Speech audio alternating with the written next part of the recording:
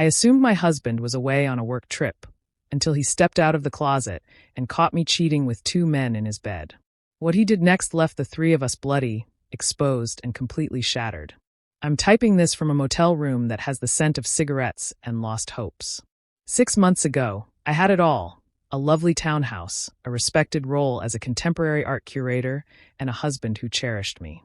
Now I've lost everything, and it's all my doing. My husband, a marine biology consultant, assesses environmental impacts for offshore wind farms, which keeps him away frequently, sometimes for weeks at a time, depending on weather and research schedules involving ships, remote sites, and coastal studies. I became accustomed to the solitude of our home.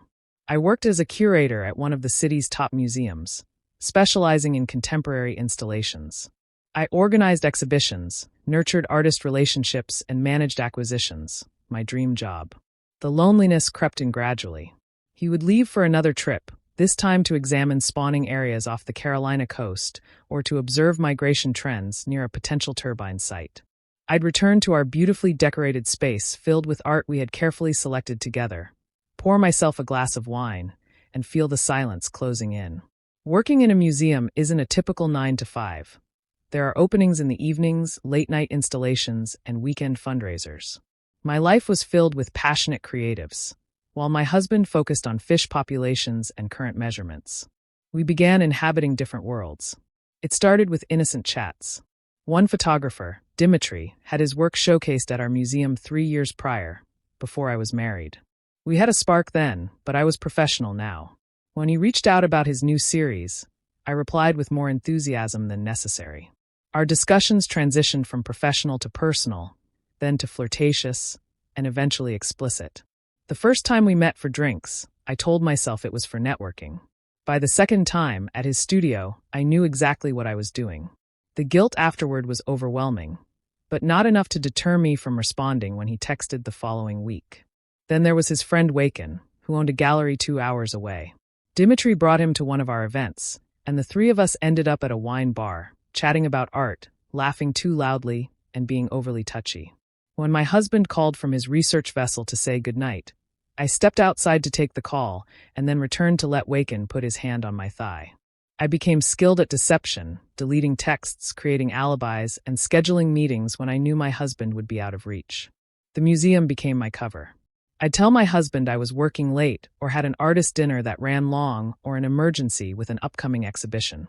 3 weeks ago, my husband left for New York for a significant presentation to wind farm developers about migration patterns and breeding ground impacts. He'd be gone for 4 days. He kissed me goodbye at 5 a.m. for his early flight, and all I felt was excitement. I texted Dimitri before my husband's plane even took off. He's gone until Thursday. You free tonight? We'd done this twice before, once at Dimitri's loft and again at a hotel. But there was something about doing it in my own home, in our bed, that made it more thrilling, more wrong. They arrived at 9 p.m. with expensive wine and cheap intentions. We didn't pretend this was about art or conversation. Within an hour, we were in the bedroom I had shared with my husband for 5 years. I was sandwiched between them, Dimitri behind me, Waken in front, when I heard it, a faint creak from the closet. Our house was old, filled with settling sounds, so I ignored it. Then came another noise, like breathing that wasn't ours. The closet door opened slowly, and my husband stepped out. Time froze. My mind couldn't comprehend what I was witnessing. He was supposed to be in New York. I had watched him pack, heard his Uber arrive, checked his flight status. He stood there in dark clothing, phone in hand, recording everything. His expression showed no emotion, no anger, no tears, no disbelief, just cold observation, as if he were documenting another data set. "Keep going," he said quietly. "Don't let me interrupt." Dimitri scrambled back so quickly that he fell off the bed. We froze. I tried to cover myself with the sheets, the very sheets we had purchased together at that little shop in Maine during our anniversary trip. "How long have you been?" I started, but he interrupted. 47 minutes, he said, still recording. Wanted to make sure I got enough evidence. That's when I noticed the tripod in the corner, another camera. He had been planning this. Dimitri attempted to flee, but my husband moved faster than I had ever seen, grabbing him by the throat and slamming his face into the nightstand. The crack was sickening. Blood splattered across the whitewood of the nightstand I had refinished last summer. Waken tried to escape, but my husband caught him by his hair and smashed his head into the mirror, shattering the glass and spilling more blood. I screamed and tried to get past him. He looked at me, really looked at me, and I saw something I had never witnessed in 8 years together: pure disgust. He punched me hard in the stomach. I doubled over, unable to breathe, collapsing onto the floor. I had never seen him violent. I had never even seen him raise his voice. This calculated rage was terrifying. While we all writhed and bled, he methodically took photos. The room, us, the blood, the used condoms, the wine glasses, every angle, like he was conducting a scientific survey. Then he looked at me one last time. The house is full of cameras. It has been for 3 weeks. I have everything. He walked out. I passed out from the pain and shock. When I woke up, Dimitri and Waken were gone.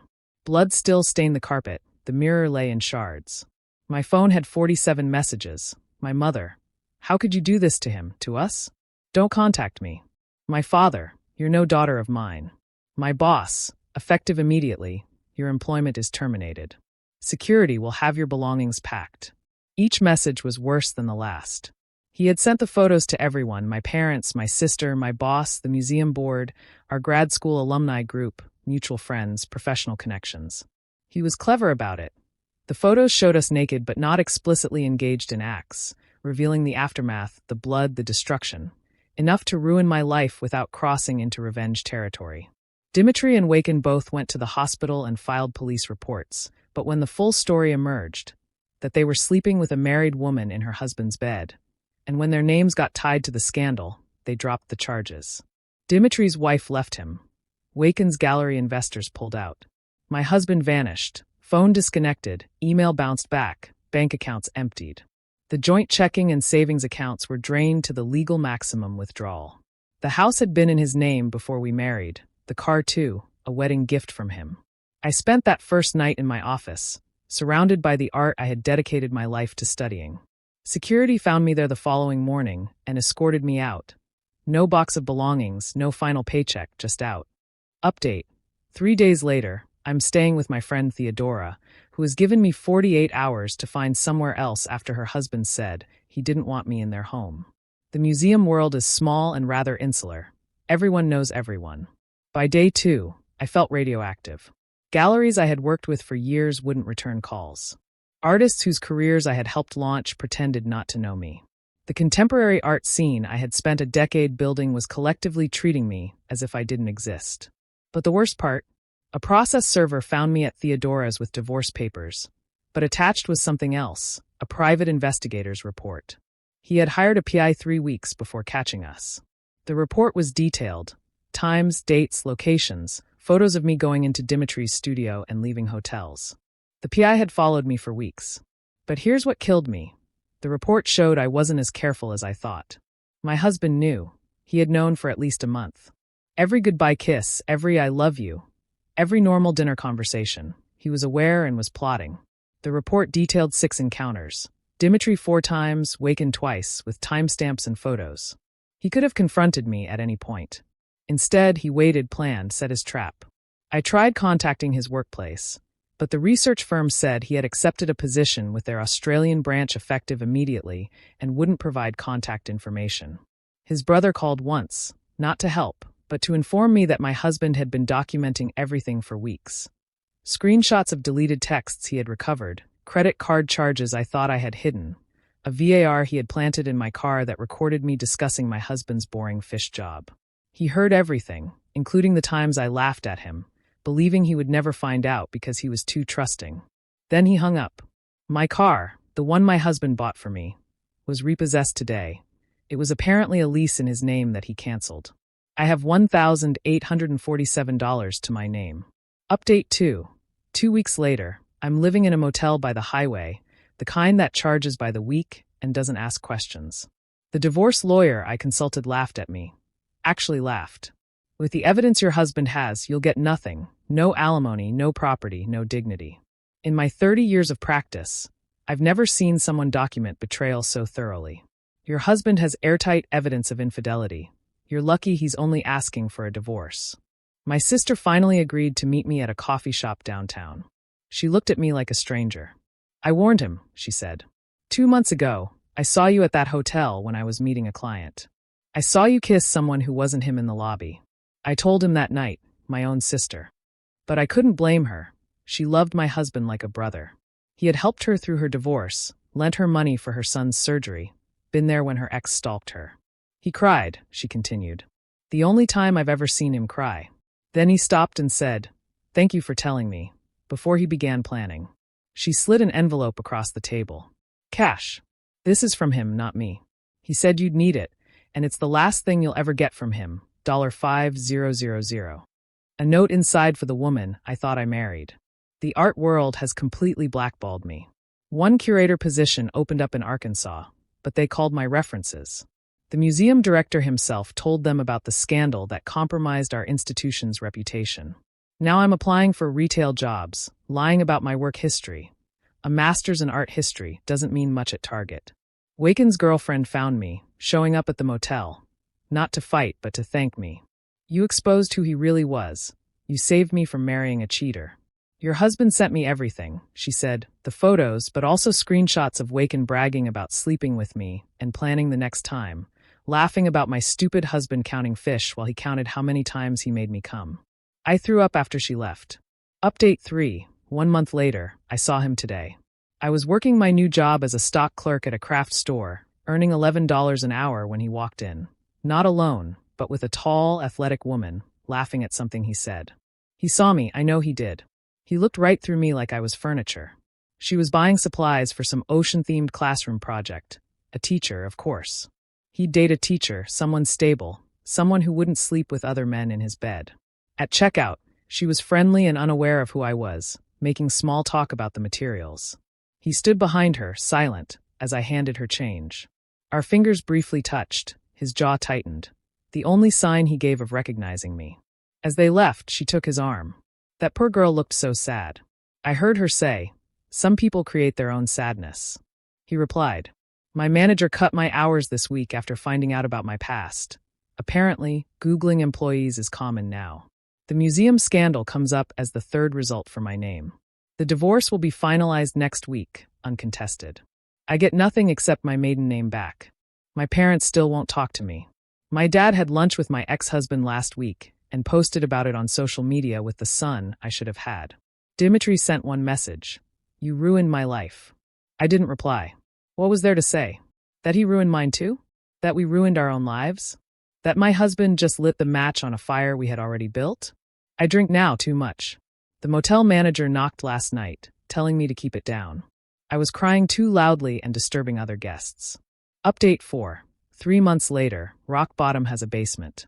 I lost the craft store job and showed up drunk, currently washing dishes at a diner on the night shift, earning $7.25 plus tips. The divorce is final. The judge awarded him everything. House, car, even the art we had collected together. My lawyer, legal aid, said she had never seen someone so prepared. He had financial records showing I spent marital assets on hotels and dinners with my affair partners. The judge called my behavior unconscionable. But the worst part was seeing him in court. He wore the suit I bought him for our 5th anniversary, looking healthy and tanned, like a weight had been lifted. He never glanced at me once. His lawyer read a statement from him. 8 years of marriage ended not with infidelity, but with the cruelty of it, bringing men into our bed, laughing about my trust, using my work travel to betray our vows. I leave this marriage with nothing but relief. My mother was there, supporting him. My own mother chose him over me. They hugged after, and she whispered something that made him smile. The first time I'd seen him smile since that night. Later, in the parking garage, I broke down, begging him to talk to me just once. He stopped and turned. "You want to know the worst part? It wasn't the cheating. It was listening to you laugh with them about me, about how I'd never figure it out because I was too boring, too focused on my fish. You turned our love into a joke." "I'm sorry," I sobbed. "I'm so sorry." "I know," he said. "Sorry you got caught." Security had to escort me out when I wouldn't stop following him. I see now what I had. He never missed an art opening that mattered to me, learned about contemporary installations so he could discuss my work, supported my career, even when it meant late nights and weekend events. He loved me in that quiet, steady way I mistook for boring. And I destroyed it for what? For men who won't even acknowledge knowing me now? For excitement that lasted minutes? For a thrill that cost everything? My therapist, sliding scale at the community center, says I need to forgive myself. But how do you forgive the unforgivable? Final update. 6 months later, this is my last update. I live in a different state now, in a small apartment, with a different name on my name tag at the restaurant where I wait tables. Nobody here knows who I was. Sometimes I Google myself. The museum still has photos from exhibitions I curated, but my name's been removed, as if I was never there. 10 years of work erased. I Google him too. He published a paper on the environmental impact of offshore wind farms on marine breeding grounds. There's a photo of him presenting at a conference. He looks happy. The woman from the craft store is in another photo at some charity ocean cleanup event. They look good together. Last month, I received a letter that was forwarded from my old address. It was in his handwriting. My hands shook as I opened it. Inside was a photo from our wedding day, both of us laughing as cake smeared across my nose. On the back, he had written, "I kept this to remind myself that you were real once, the you in this photo, not the stranger you became. That woman was worth loving. I hope someday you find her again." There was no return address.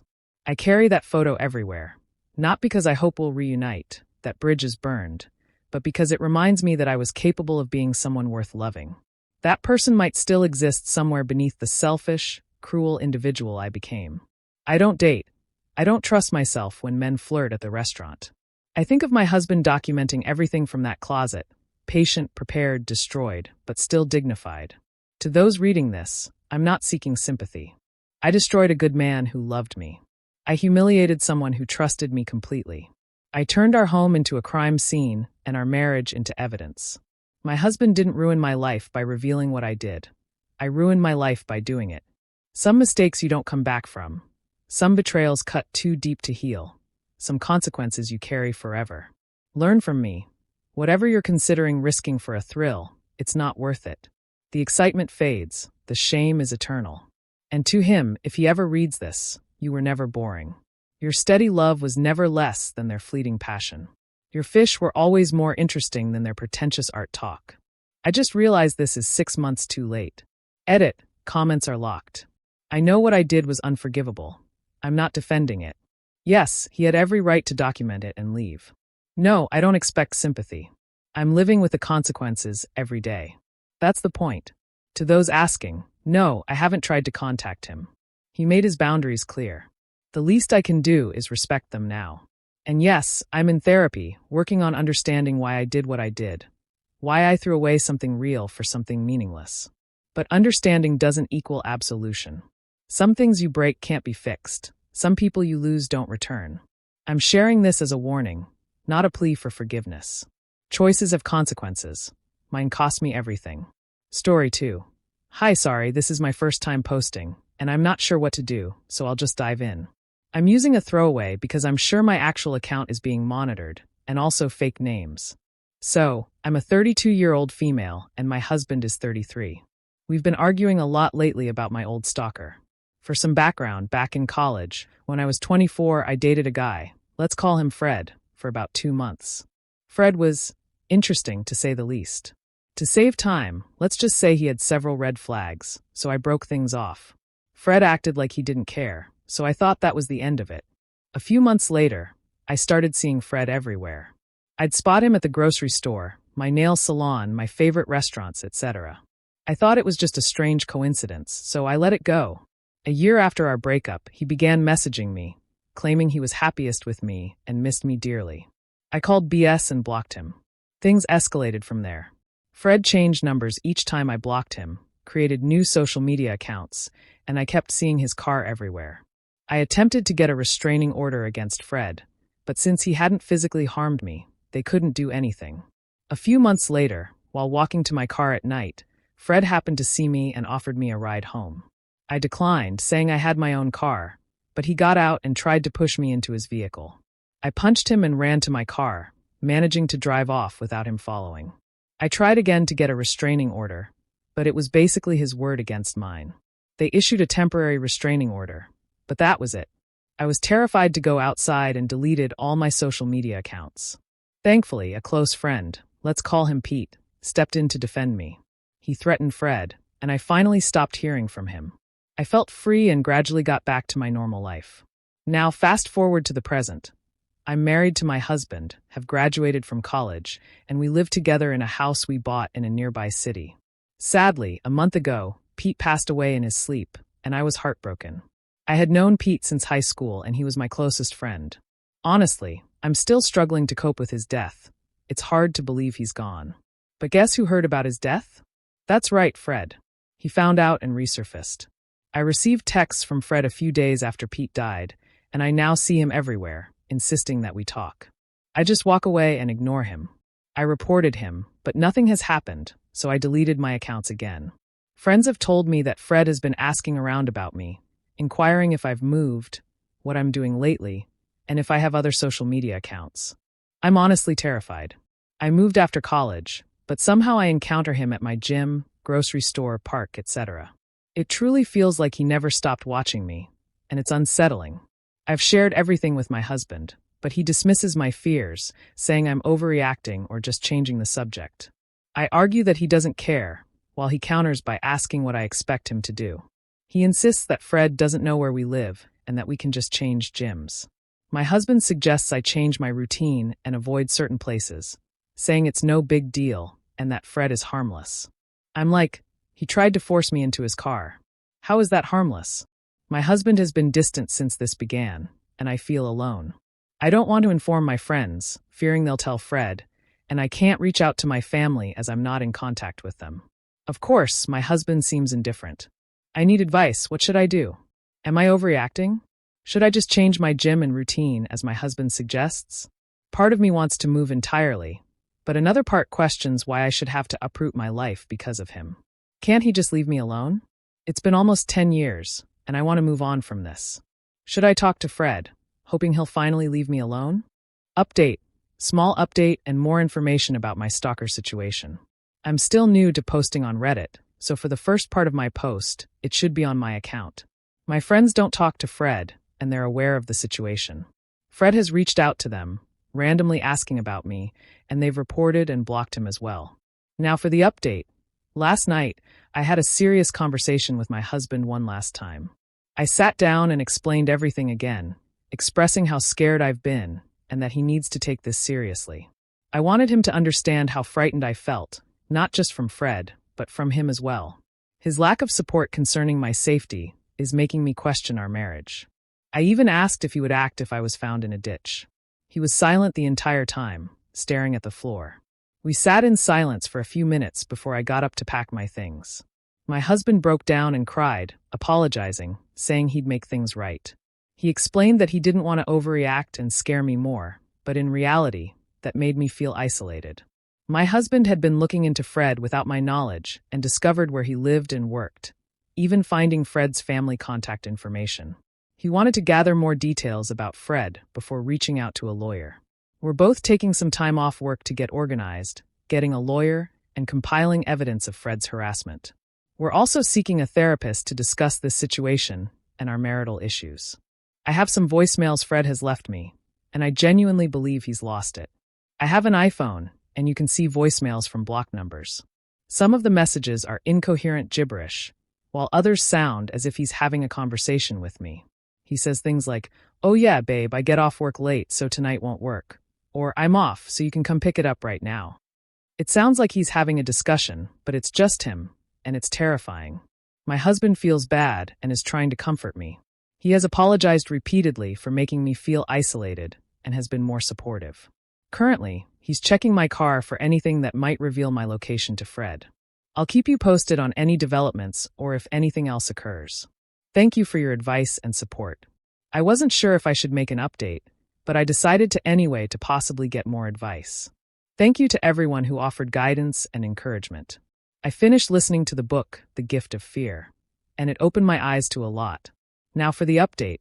After my husband didn't find anything in my car, I still felt something was off. Taking people's advice, I took my car to the mechanic and explained my situation, asking him to inspect it. To my horror, a couple of days later, my mechanic discovered a small cube hidden under my car. Initially, I wanted to believe it was just part of my car, but my mechanic confirmed it wasn't and was intentionally hidden. The cube is small and magnetic. I called my lawyer immediately and reported everything. I took pictures of the GPS and its location. I thanked the mechanic and drove to my lawyer's office, shaking and on the verge of tears. How long had the GPS been there? How long had Fred been following me without my knowledge? Was he watching me at that very moment? Would he plan another one? I called my husband to meet me at the lawyer's office and filled him in. At the office, I just wanted to fade away, to escape and not look back. I was terrified and felt violated knowing I had been watched for who knows how long. With everything we had gathered, my lawyer was able to secure a temporary restraining order that same day. We are currently navigating the process of filing for a restraining order, which will require me to go to court and face Fred again. My lawyer mentioned the process could be lengthy and draining, but it's something I need for my own safety. I felt uneasy and had my husband check his car for anything suspicious. Thankfully, nothing was found. I started feeling watched at home, so I searched my entire house for anything Fred might have hidden again. Luckily, nothing was discovered. I've informed my neighbors about what we found and asked them to be vigilant for anyone suspicious. I've also begun safety training for handling a firearm and am working on getting my CCW, although it can be a long process. Thank you again to everyone who has provided advice. I'll keep you updated if Creepy Fred tries anything. Thank you so much for following along until the end. If you enjoy our videos, please remember to like, share, and subscribe. Have a great day.